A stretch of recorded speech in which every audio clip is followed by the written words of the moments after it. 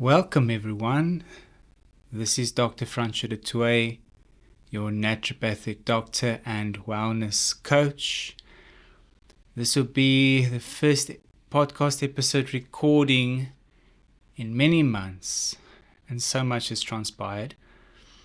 Today is the 27th of March, and I want to dedicate this episode to all the truth seekers out there, all the visionaries, all the pathfinders, the way makers, the wall breakers, all the different terms we use for people that forge a way forward and have helped us to see things for what they truly are, to see clearly, to see further than our parents and our grandparents and our ancestors, our lineage could see. Literally the ability to stand on the shoulder of giants and see much further ahead with clarity and with purpose. This whole episode is going to be delving into the ability to understand and see things more clearly. And to say this another way, we're delving into the topic of intuition. It's about understanding that we live in a world where the wool has been pulled over our eyes, and it's been called many different things. You can call it the Matrix, you can call it the 3D world, you can call it the construct. It's all a system, a world system that has barriers, has limitations, and has many boxes, squares. You know this term, the old term, those people are squares. People that often are limited in their ability to act in a flexible and impromptu and spontaneous manner. I'm reminded, I was inspired by a friend on a song that I highly recommend every single person listens to. You know, I'm coming to you from South Africa, where this person growing up in a school setting, primary school setting, their school banned people from listening to a song called Little Boxes by Malvina Reynolds. Highly recommend you look that up wherever you listen to music. And you understand there's so much at stake when it comes to this conversation about having the opportunity and the freedom to think for yourself. I honestly believe that most of this conversation is best framed up for people when they have watched The Matrix, the number one. I know there's been many repeat films. Just watch that first original Matrix movie, and you'll understand that there's a lot at stake, and there's a lot of systems that keep people in a state of sleep, in a state of permanent incoherence.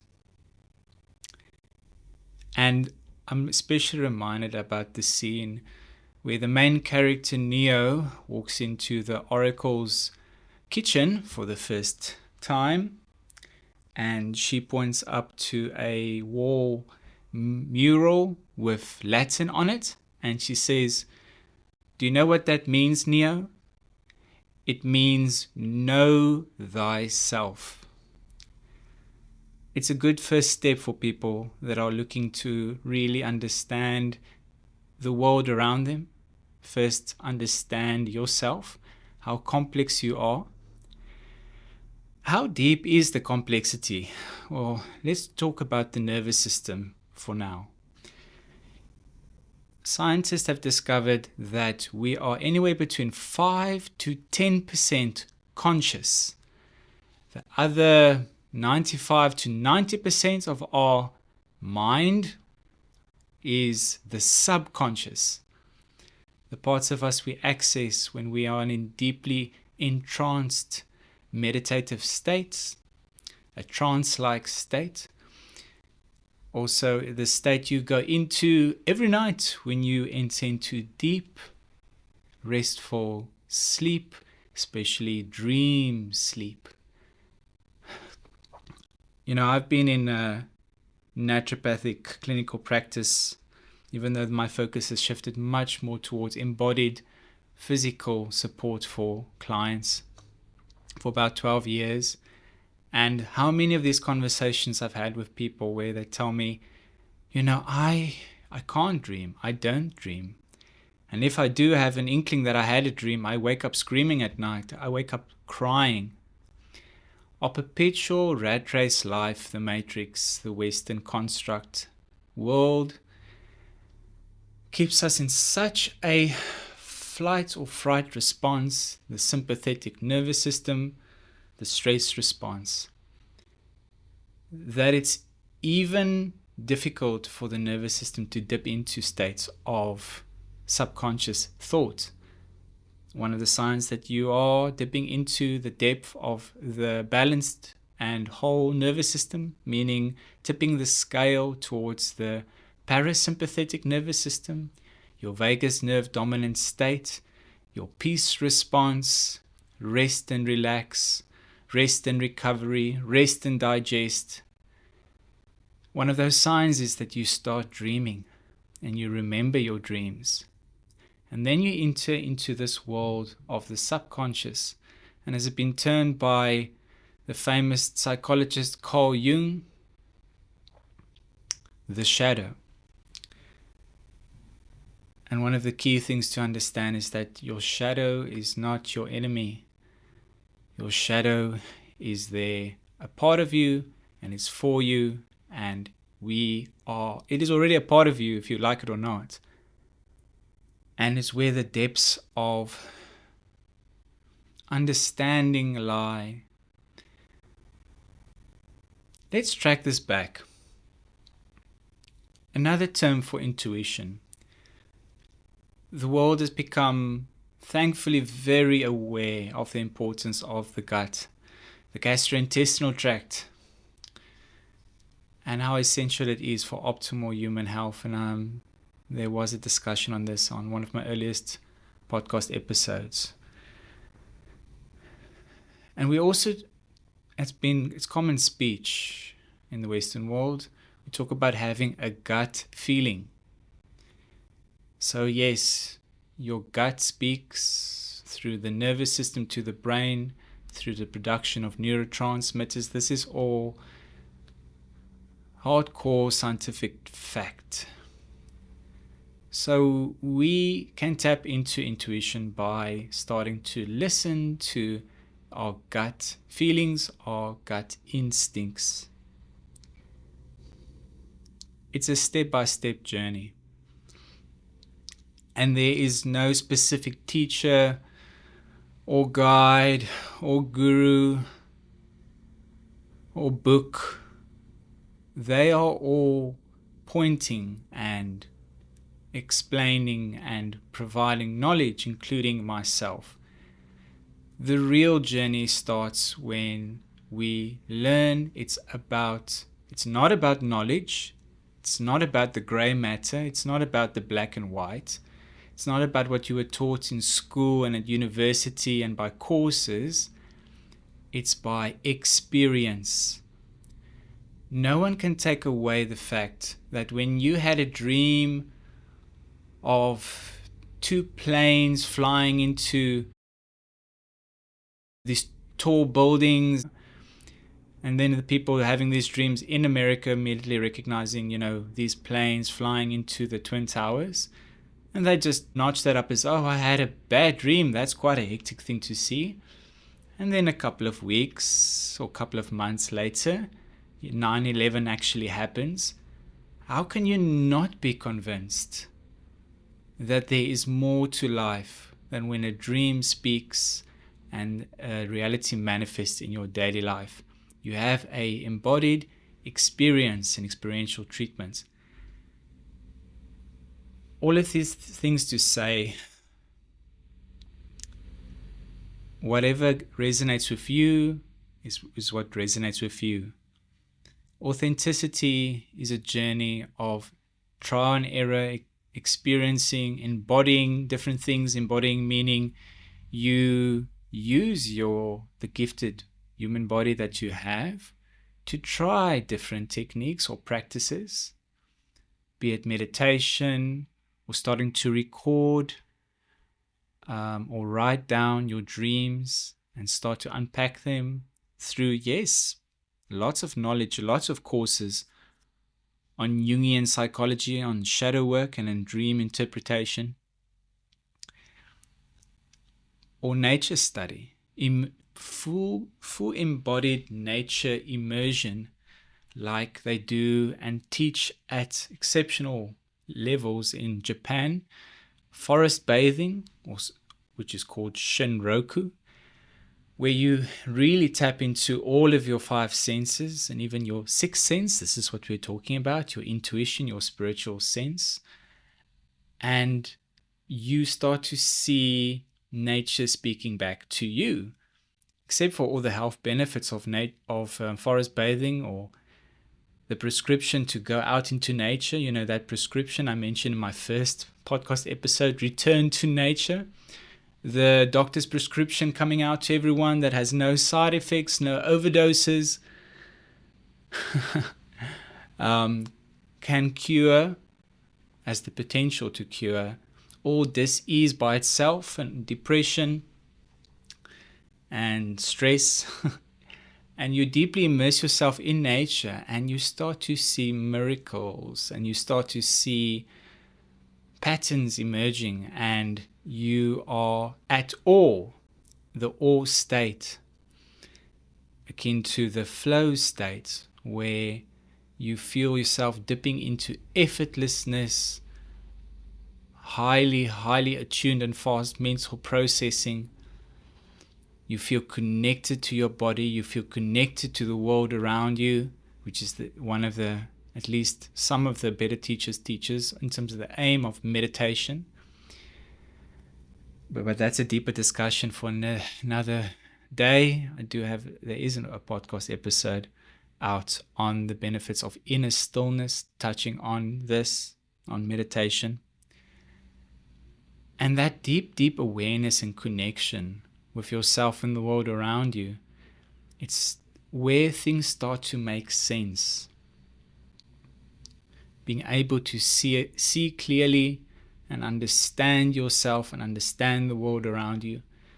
Literally in the nature sense, as is highly recommended by myself and almost all nature, let's say exploration or forest bathing practitioners recommended to do barefoot, because then you're grounded. And it means you are then already present. You're in the moment. You are alive and aware, and you can receive everything and anything, because yesterday is history, tomorrow is a mystery, and today is a gift. That is why they call it the present. So that is the ultimate gift, a conscious awareness of where you are, wherever you are, doing whatever you're doing. Awareness. And wherever you are, be it indoors or outdoors, with a consciousness and awareness, you start to see things differently. And you start to see things clearly. And you start to question things. And you start to think for yourself. It's important to reflect that there is no wrong or right when it comes to delving into intuition. so many of the Western schools of thoughts and schools as the focus point there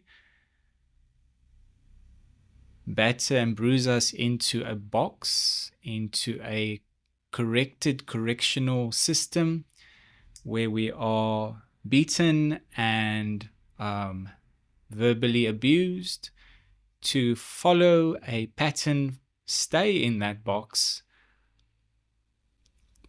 and it takes away the limitless potential of the human race and every single human being. It takes away your limitless and unlimited potential for free thinking, for creativity. By the way, that's one of the key hallmarks of being in the peace brain, the parasympathetic nervous system, the vagus nerve dominant state, as opposed to the stress response. You are creative.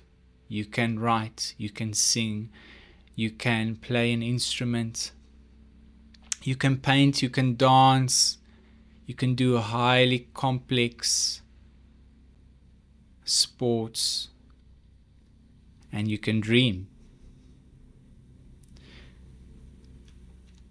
And creativity is a gift to yourself and can be a gift to other people. You can see deeper into your own subconscious, and you can learn so much about yourself and the world around you. I highly encourage all of you, every single one of you, to you listening right now. Think about when was the last time you did something completely just for yourself because you love doing it. It's not about making money. It's not about meeting a deadline. It's not about pleasing the boss. It's not about pleasing the wife or pleasing the children. It's something that you love doing and you do it for yourself. When was the last time you wrote about some of the best experiences you had growing up? Or maybe even on the other side, the other medicine side, the bitter medicine side.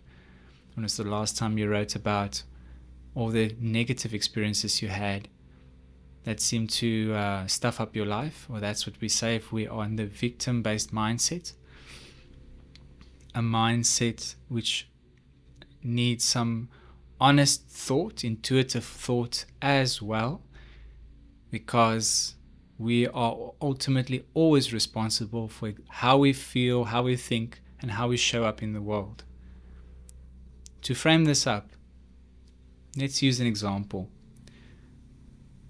I'm using a lot of this insight as a gift from Dean Graziosi in his teachings. If you take the example of a husband that physically abuses and hits his wife, and you ask him, why do you hit your wife? Then you might say, when I was young growing up, I can remember my dad going to the bar almost every night and coming home drunk. He was an alcoholic and he became aggressive, and he would hit my mom and he would hit me, because I was abused, and I saw all of this growing up. I can't help myself. I grew up an angry, abusive man, and now I'm an angry, abusive husband, and I hit my wife. And then you take the example of a husband that is loving and courageous and kind to his wife, and everyone looks up to him. And he would tell you, when I was young, my father would go to the bar most nights of the week, and he would come home drunk, and he would hit my mom, and he would hit me. It was a terrible household to grow up in. But then as I was growing up, I came to the realization, I don't want to be like my father. And he went into practices. Maybe he went to church, maybe he went to counseling, maybe he saw a life coach, maybe he started meditating, maybe he went to see a craniosacral therapist or somato-emotional release therapist, or he went for TRE, or started tapping EFT techniques. And he started healing emotionally, started healing from his traumas.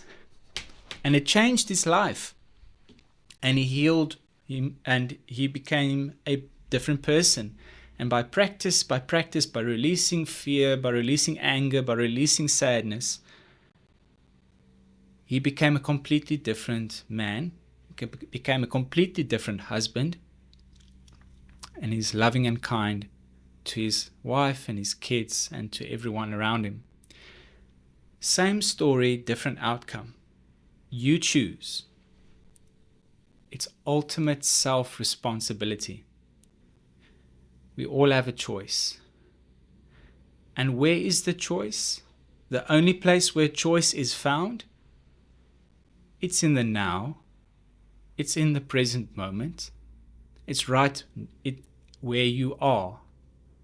Wherever you are, whatever you have, whatever is in your hand, literally, be it the possessions you have, the money in your bank account, the relationships you have, the era you live, those are all the things that is in your hand. Choices. Where are you going to go? What are you going to do with your life? How do you want to spend your life? How do you want to live your life? I learned this from my life coach, and it's that every single person is a reflection of their 3 to 5 closest friends. So, except for the fact that self-responsibility means acting out what is the best version of your life, or the at least step-by-step better version of your life, and healing from hurt and trauma and processing emotions, releasing emotions, your environment plays a much bigger role in who you are than you can imagine. And if your state and if your environment or your state of being to start with is not what you wish it to be, you're unhappy, you're unfit, you may be associated with being a little bit too heavy, you can more than likely look at your 3 to 5 closest friends and you'll see the mirror right there. And you can start by looking for connections and relationships and friends that mirror back the life, the body, the career, the financial growth that you want in your life.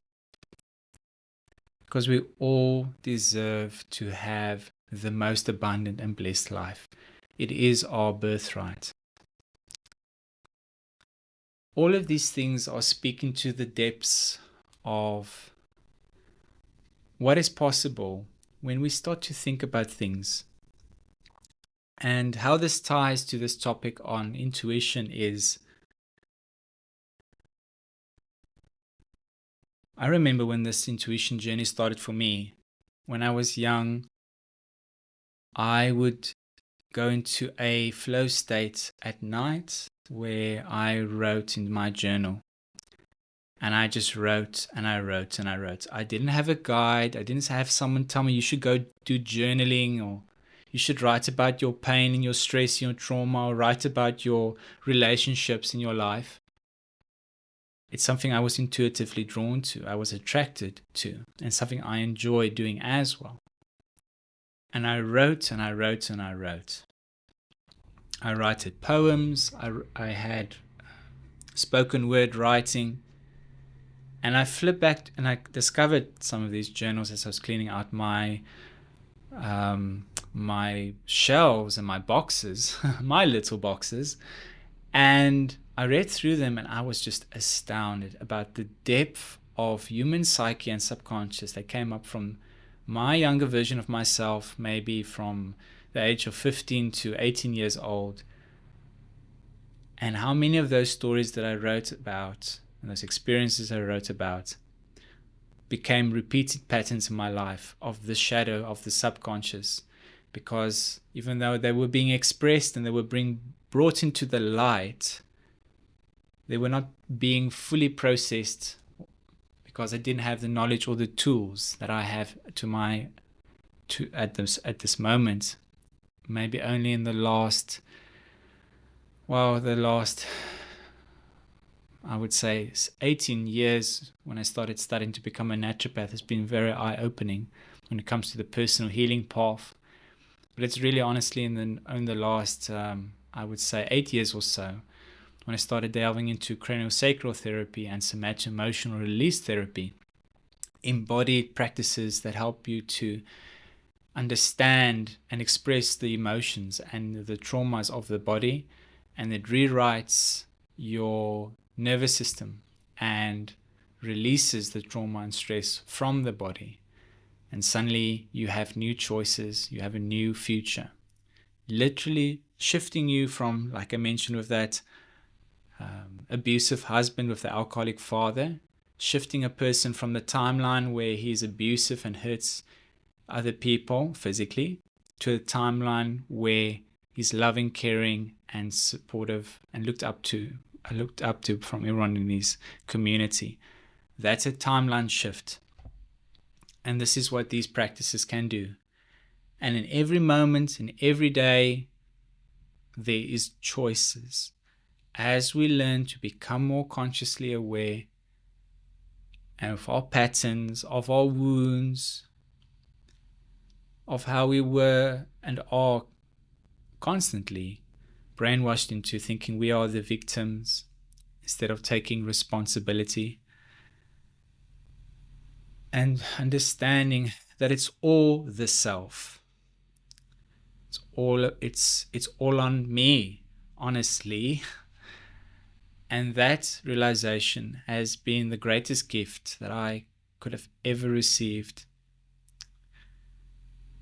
And working on myself doesn't just change myself, it changes everything. Everyone around me changes, my environment changes.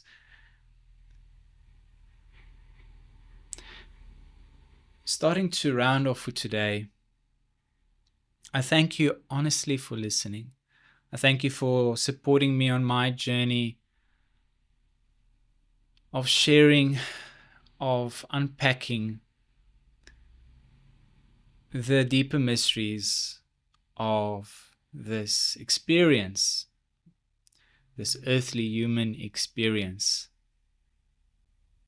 and to a global and collective effort, which is actually ease, is actually all play. It's one of the things that's really honestly helped me the most, because these things can get so honestly serious, is that life is a play and it's all a game.